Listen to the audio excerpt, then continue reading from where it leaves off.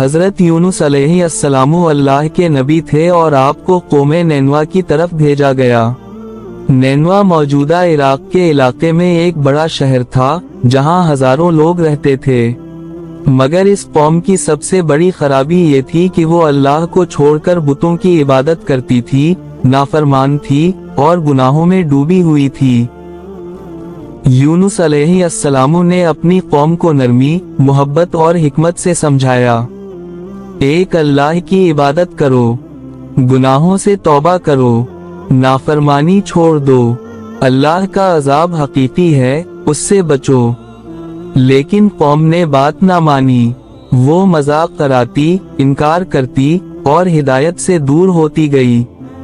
یونس علیہ السلام بہت عرصہ ان کو سمجھاتے رہے، مگر جب مسلسل انکار دیکھ کر انہیں یقین ہو گیا کہ اب یہ قوم نہیں مانے گی، تو انہوں نے غصے اور افسردگی میں شہر چھوڑ دیا۔ حالانکہ ان کے لیے ضروری تھا کہ اللہ کے حکم کا انتظار کرتے، مگر وہ اجازت کے بغیر نکل گئے۔ اللہ کا فیصلہ۔ جب یونس علیہ السلام شہر سے نکلے تو اللہ نے قوم پر عذاب کا فیصلہ فرما دیا۔ آسمان پر سیاہ بادل چھا گئے، ہوا اور فضا تبدیل ہو گئی، سب کو لگنے لگا کہ اب واقعی عذاب آ رہا ہے۔ یہ مناظر دیکھ کر پوری قوم ڈر گئی۔ قوم کی توبہ۔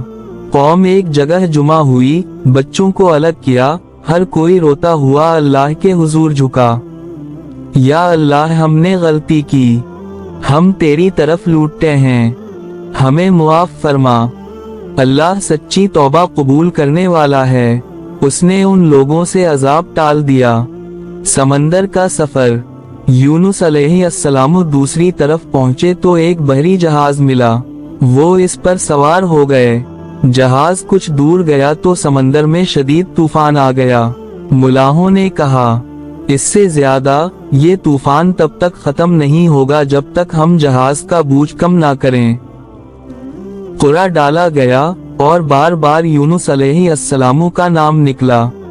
آخرکار نبی ہونے کے باوجود وہ سمندر میں چھلانگ لگا کر کود گئے۔ مچھلی کا نگل لینا۔ اللہ نے بہت بڑی مچھلی کو حکم دیا کہ اسے نقصان نہ پہنچائے۔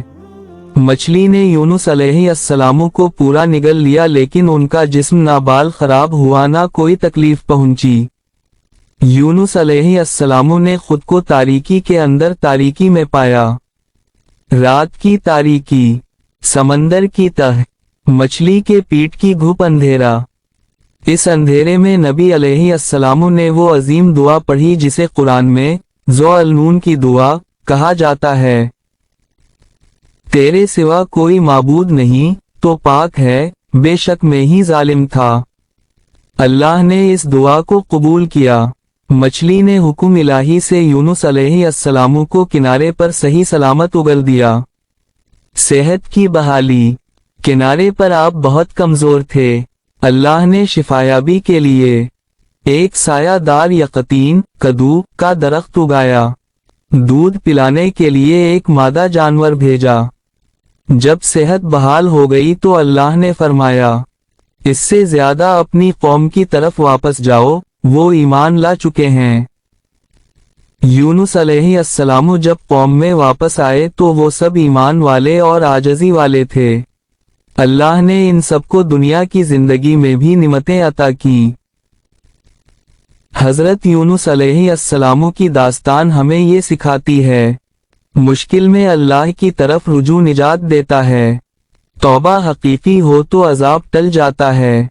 نبی بھی خطا سے بچنے کے لیے اللہ کے محتاج ہوتے ہیں۔ صبر اور اللہ کے حکم کا انتظار ضروری ہے۔